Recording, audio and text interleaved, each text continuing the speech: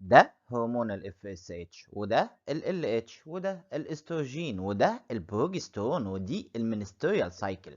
شرحنا ال FSH وال LH والمينستريال سايكل.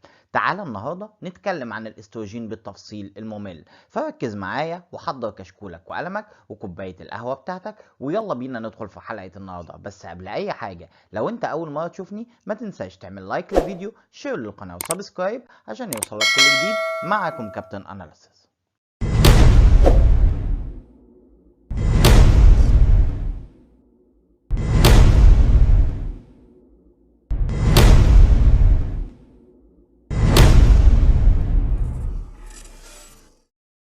لو انت قاعد انت وواحد صاحبك على القهوة وسألك سؤال كده، حب يتنطط عليك وقال لك لو واحد دخل عندك المعمل وقال لك عاوز اعمل تحليل استروجين هتعمل له ايه؟ ما تردش عليه بكل بساطة تقول له اسحب العينة واعمل التحليل. هيضحك عليك. امال انت عاوز ايه؟ تعال اشرح لك الموضوع بالتفصيل. اولا الاستروجين ده استرويد هرمون، واكتب على المعلومة دي مهمة جدا جدا جدا. طيب عاوز ايه بقى؟ قالك في منه 3 انواع او 3 اشكال. يا سلام، ايوه. في منه E1 وفي منه E2 وفي منه E3. الله. طب بص بقى، E1 اسمه استيون، وE2 قالك اسمه استرادايول، وE3 اسمه استيول. واكتب عليهم مهمين جدا. طب هو ايه الفرق بينهم يا سيدي؟ قالك E1 ده بيكون موجود بعد انقطاع الطمس وظهور سن اليأس. حلو. طب وE2 قالك ده موجود أثناء فترة الخصوبة والحمل. جميل. طب وE3 قالك ده بنشوفه في فترات الحمل. يبقى انت بقى هتعمل اي واحد من التلاتة على حسب عمر الحالة. طب رد عليك صاحبك ده قالك انت شاطر وعرفت الإجابة. طب تقدر تقولي هو اتسمى بE1 ليه وE2 ليه وE3 ليه؟ رحت باصص له كده، قالك بص يا سيدي، الاستروجين في مجموعة هيدروكسيل داخلة في التكوين بتاعه. لو عنده مجموعة واحدة من الهيدروكسيل هيبقى اسمه E1، ولو عنده مجموعتين هيبقى اسمه E2، ولو عنده 3 مجاميع هيبقى اسمه E3. اتفهم الموضوع؟ يلا بينا نكمل مع بعض. نفس صاحبك اللي سألك نفس السؤال قالك طب تعالى اما اسألك سؤال تاني، هو الاستروجين بيتم افرازه منين يا سيدي؟ رحت انت ضاحك كده بسخرية وقلت له من الاوفري. سهلة جدا وعارفينها من رابعة ابتدائي. قالك يا ترى بس ولا في اماكن تانية؟ رحت انت باصص له، قالك بص، الاوفري ده المكان الاساسي، وفي اكتر من مكان بينتج لينا الاستروجين، زي الادرينال جلاند الغدة القذرية، وكمان الاديبوز تيشو. طب ركز معايا لان المعلومة اللي جاية دي مهمة جدا.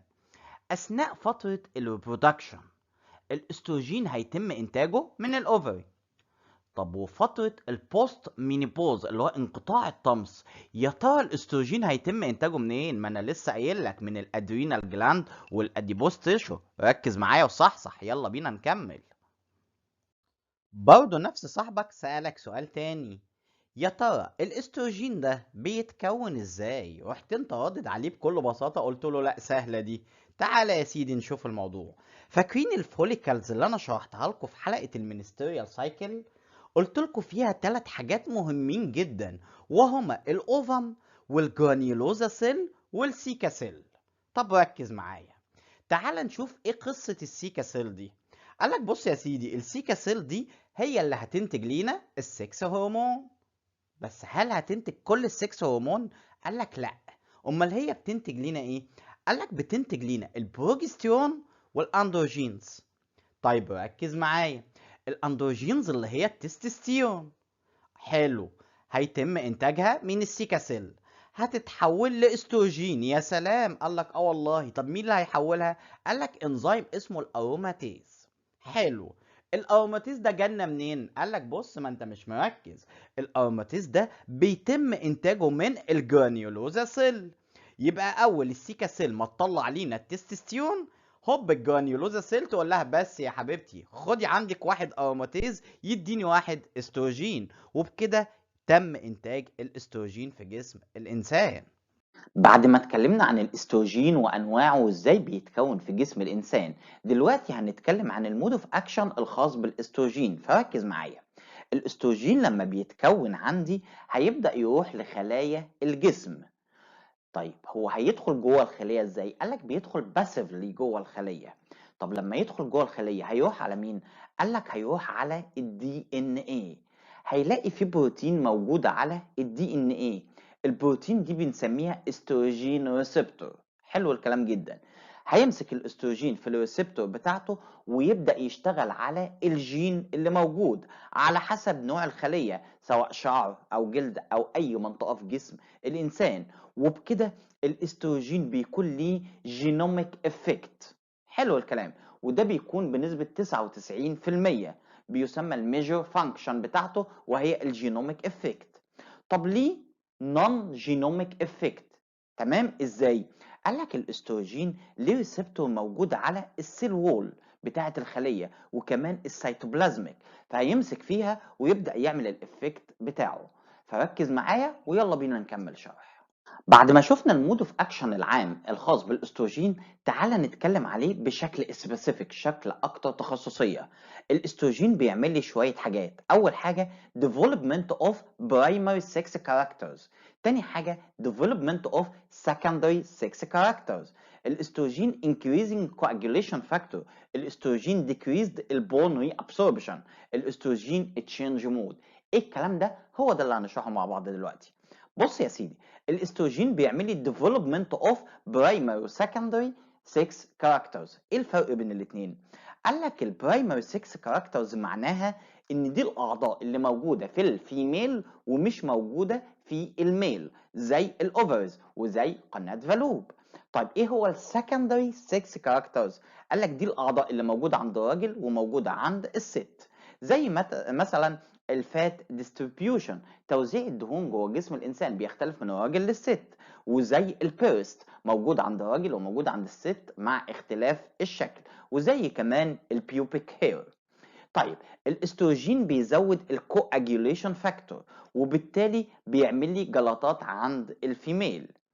بص يا سيدي، الاستروجين بيعمل decreased للبون ري ابسوربشن، بيقلل امتصاص البون. ركز معايا في الحته اللي جايه دي. البون عند الفيميل موجود ريسبتور عليه خاصه بالاستروجين. طول ما الاستروجين كويس، طول ما البون الخاص بالفيميل كويس جدا وصلب. طيب اول ما يحصل انقطاع للطمس، ايه اللي هيحصل عندي؟ نسبه الاستروجين هتقل وبالتالي تبدا الفيميل تشتكي من مرض هشاشه العظام. طب ركز معايا اكتر.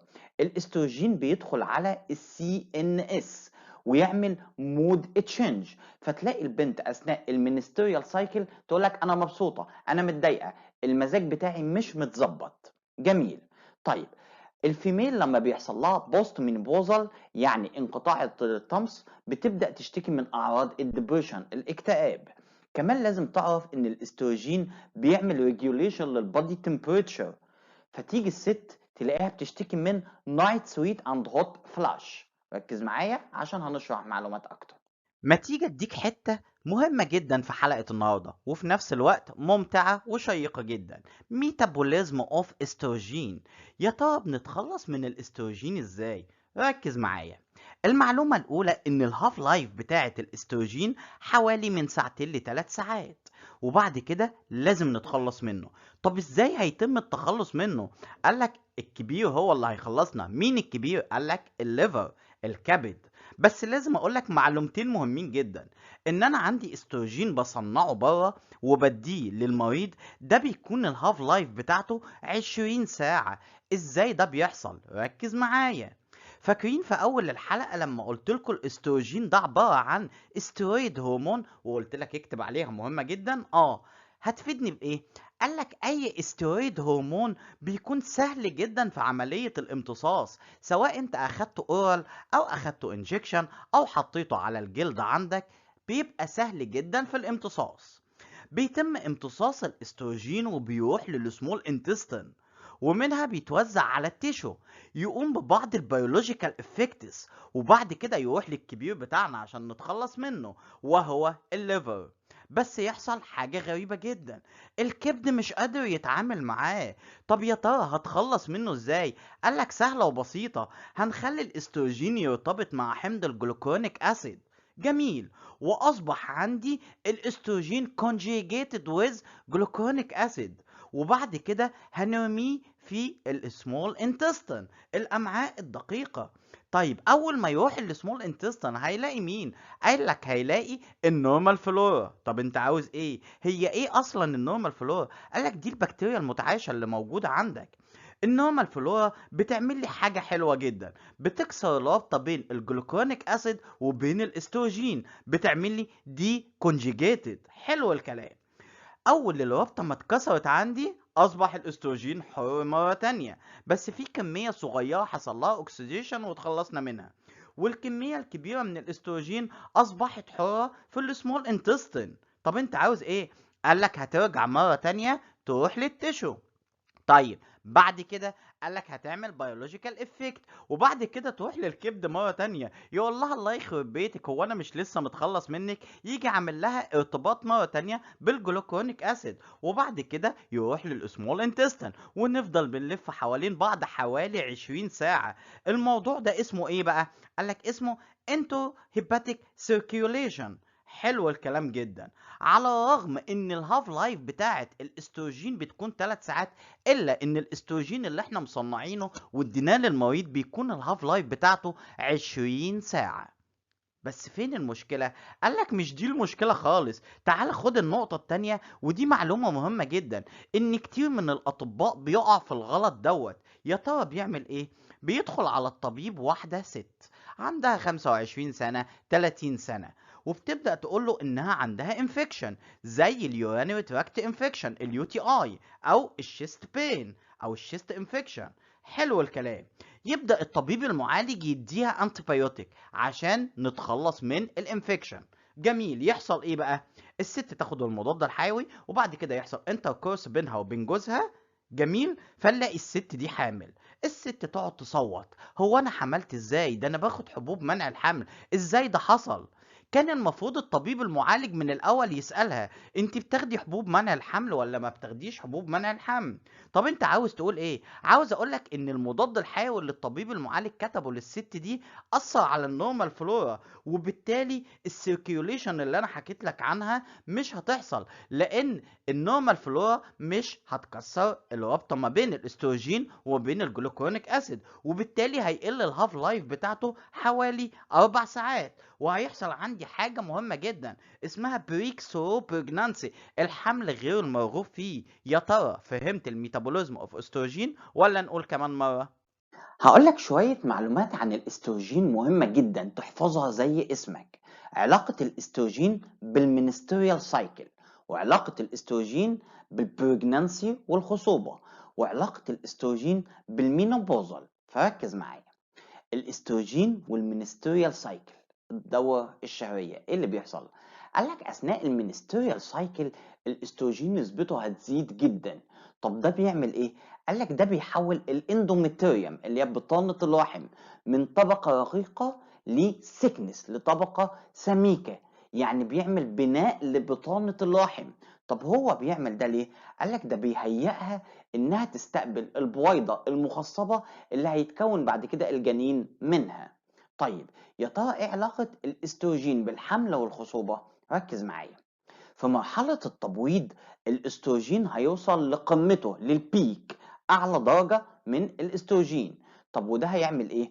قالك ده بيعمل إن الرحم هيكون فيه ميوكس، فلما الاستروجين نسبته تزيد هيقلل نسبة الميوكس اللي موجودة جوه الرحم، وهيخليه اسموس، ناعم جدا، وده هيساعد السبرم إنه يتحرك بسهولة ويلتقي بالبويضة ويعمل لها فيرتلايزيشن أثناء الانتراكورس. جميل جدا.